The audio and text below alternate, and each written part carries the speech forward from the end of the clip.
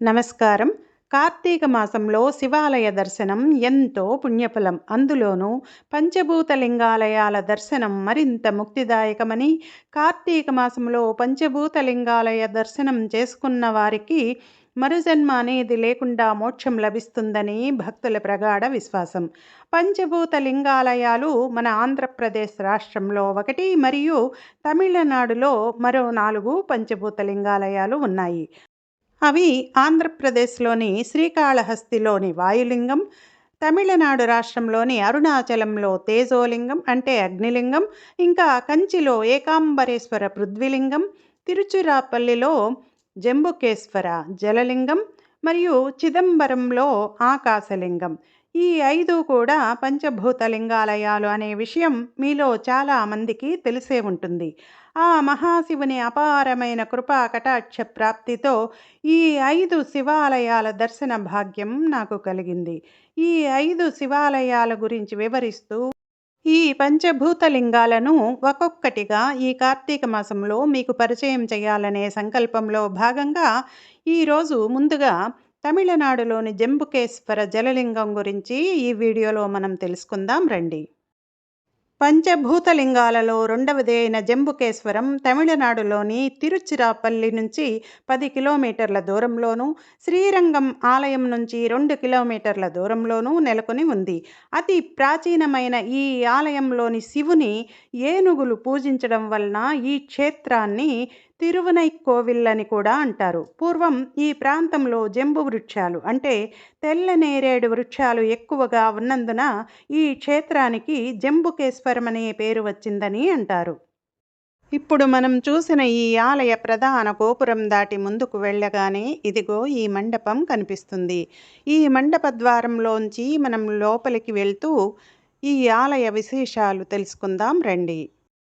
జంబుకేశ్వర ఆలయం సుమారు 5 ఎకరాల విస్తీర్ణంలో విశాలమైన 5 ప్రాకారాలతో మరియు ఎత్తైన 7 గోపురాలతో పచ్చని చెట్ల ఆవరణతో అత్యంత శోభాయమానంగా దర్శనమిస్తుంది.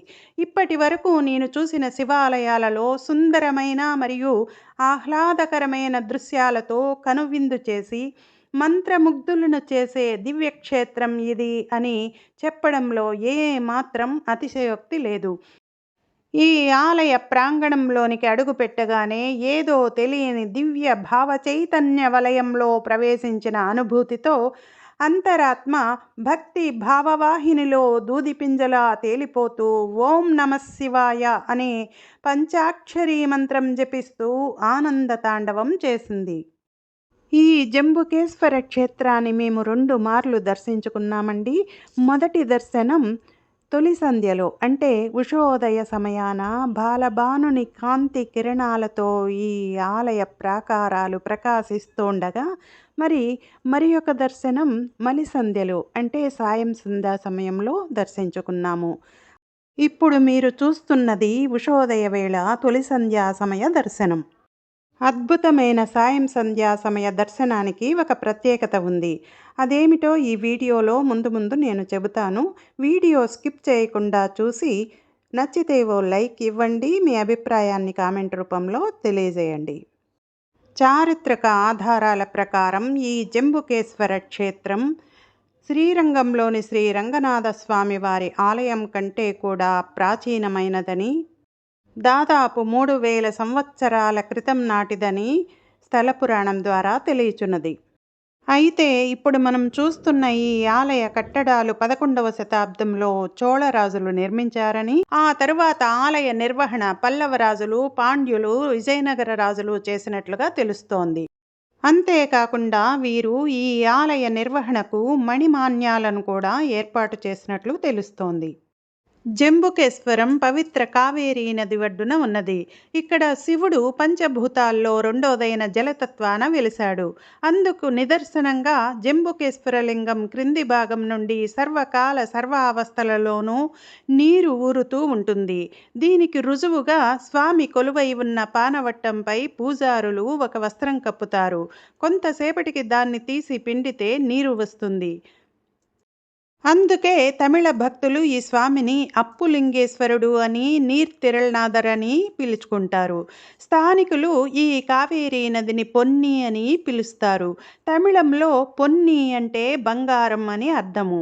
ఇక్కడ కావేరీ నదిలో స్నానమాచరించడం, జంబుకేశ్వరుడిగా వెలసిన శివుడిని కొలవడం చాలా శ్రేష్టమని ఇక్కడి భక్తుల ప్రగాఢ విశ్వాసం.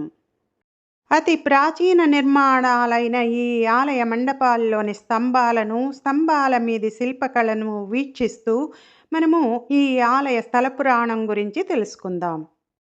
ఈ క్షేత్రంలో శివుని ఆవిర్భావం గురించి 2 కథలు ప్రచారంలో ఉన్నాయి. అవి మొదటిదేమిటంటే, ఒకప్పుడు ఈ ప్రాంతాన నివసించిన శంభుడనే ఋషి గొప్ప శివభక్తుడు. నిత్యం శివార్చన చేయనిదే మంచినీళ్ళైనా ముట్టేవాడు కాదు. ఒకనాడు శంభునికి శివుని ప్రత్యక్షంగా చూసి పూజించాలన్న కోరిక కలిగింది. హరుని ప్రసన్నం చేసుకునేందుకు అతను తపస్సు ప్రారంభించాడు. మరి శంభుని ఏకాగ్రతకు మెచ్చిన శివుడు ప్రత్యక్షమై ఏం కావాలని అడగగా తన అభీష్టమేమిటో చెప్పాడు శంభుడు. అందుకు సరేనన్న శివుడు తాను అక్కడే లింగరూపాన వెలుస్తానని, శంభుడు జంబు వృక్షమై తనను నిత్యం అర్చించవచ్చని వరమిచ్చాడు. ఇప్పటికీ ఈ ఆలయ ప్రాంగణంలో కనిపించే జంబు వృక్షం అలనాటి శంభుడేనని భక్తుల విశ్వాసం. మరి అంతేకాకుండా ఈ జంబుకేశ్వర స్వామి గర్భాలయ ద్వారాలు చిన్నవిగా ఉండడానికి గల కారణానికి సంబంధించి మరొక కథ కూడా ప్రచారంలో ఉంది. ఇది శ్రీకాళహస్తి కథను పోలి ఉంటుంది. అదేమిటంటే, శివుడి ప్రమదగణాల్లో ఒకరైన మాల్యవుడు, పుష్పదంతుడు చీటికి మాటికి పోట్లాడుకునేవారట. ఒకనాడు వారి ఆవేశం హద్దులు దాటి ఒకరినొకరు సాలెపురుగుగాను, ఏనుగుగాను జన్మించమని శపించుకున్నారట. దాని ప్రకారం మాల్యవుడు సాలెపురుగుగాను, పుష్పదంతుడు ఏనుగుగాను జంబుకేశ్వర ప్రాంతంలో జన్మించారు. శివుడికి గొడుగులాగా మాల్యవుడు రోజు సాలెగూడు నిర్మిస్తే, ఏనుగుగా జన్మించిన పుష్పదంతుడు దాన్ని తీసేసి నీటితో అభిషేకించేవాడు. ఇది సహించలేని సాలెపురుగు ఏనుగు తొండంలో దూరి తన విషంతో ఏనుగును చంపి తాను కూడా చనిపోయింది. మరో జన్మలో మాల్యవుడు ఒక మహారాజుగా జన్మించి శివునికి విస్తృతంగా ఆలయాలు నిర్మించాడని, గత జన్మ వైరాన్ని దృష్టిలో పెట్టుకొని ఏనుగులకు గుడిలోనికి ప్రవేశం లేకుండా చిన్న చిన్న ముఖద్వారాలతో గర్భాలయాలను కట్టించాడని చెబుతారు. అందుకని జంబుకేశ్వరంలోని గర్భగుడి ముఖద్వారం ఎత్తు 4 అడుగులు, వెడల్పు 2.5 అడుగులు మాత్రమే ఉండడం మనం గమనించవచ్చు. ఇక ఈ ఆలయ మూల విరాట్టు అయిన శ్రీ జంబుకేశ్వర స్వామివారు పశ్చిమాభిముఖంగా కొలువై ఉండగా, స్వామివారి దేవేరి అయిన శ్రీ అఖిలాండేశ్వరి అమ్మవారు మాత్రం స్వామికి అభిముఖంగా అంటే తూర్పు ముఖంగా కొలువై మనకు దర్శనమిస్తారు. ఇంతవరకు మీరు తొలి సంధ్య అంటే ఉషోదయ వేళలో జంబుకేశ్వర స్వామి ఆలయ శోభ గురించి తిలకించారు కదా. అదేవిధంగా ఇక మలి సంధ్య అంటే సాయం సంధ్యా సమయ దర్శనం గురించి ఒక ప్రత్యేక విషయం చెబుతాను అన్నాను కదా.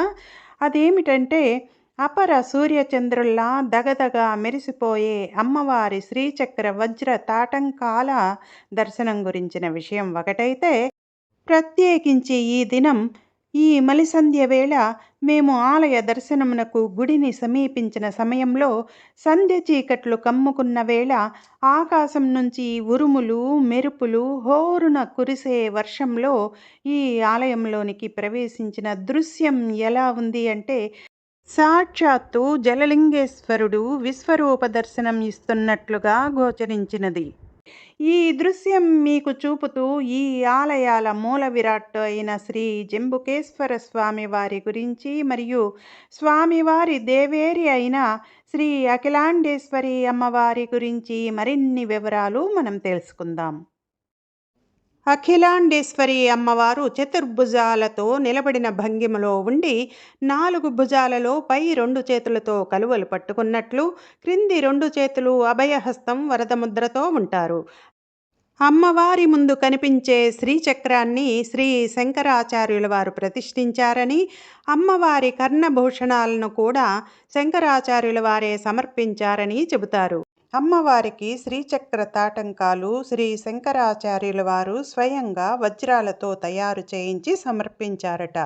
ఈ తాటంకాలను దర్శించుకున్న వారికి అమ్మవారి అనుగ్రహం మెండుగా లభిస్తుందని, స్త్రీలు నిత్య సుమంగళిగా వర్ధిల్లుతారని భక్తుల నమ్మకం. మహిమాన్వితమైన ఈ వజ్రపు చెవిదుద్దులను సంవత్సరానికి ఒకసారి సానపెట్టిస్తారని, అది కూడా కోయంబత్తూరుకు చెందిన ఒక స్వర్ణకారుల కుటుంబం చేత మాత్రమే ఈ తాటంకాలు మెరుగుపరిచే ప్రక్రియ జరుగుతుందని, ఆ సమయంలో మహిళా భక్తులు అమ్మవారికి ప్రత్యేక దీపారాధన చేస్తారని, ఆ సమయంలో భక్తులు తండోపతండాలుగా వచ్చి అమ్మవారిని దర్శించుకుంటారని స్థానికుల కథనం. అమ్మవారి ఆలయానికి ఎదురుగా వినాయకుడిని మనం దర్శించుకోవచ్చు.